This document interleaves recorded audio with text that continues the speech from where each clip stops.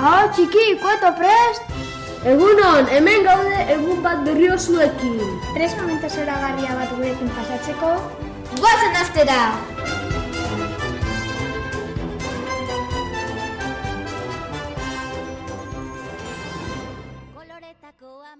Pedro, zer afaldu zenen atzo? Nire amamak egin zuen patata tortilla. Eta gozo zegoen?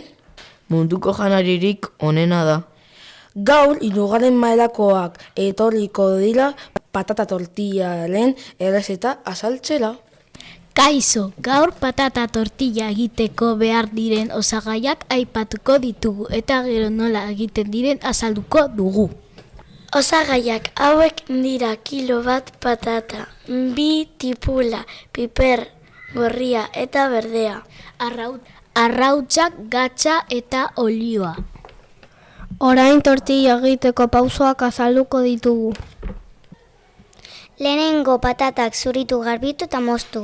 Gero zartagin batean olioa bota eta bero dagoenan tipula, patatak eta piperak botako ditugu. Ondoren hori frijitzen den bitartean beste ontzi batean arrautzak irabiatuko ditugu eta gatza botako diogu. Jarraian dena nahaztu eta sartegenean bota. 3 minutu pasa ondoren, buelta eman tortillari eta beste 3 minutu zutzi. Azkenean plater batean jarri eta jan. Honegin.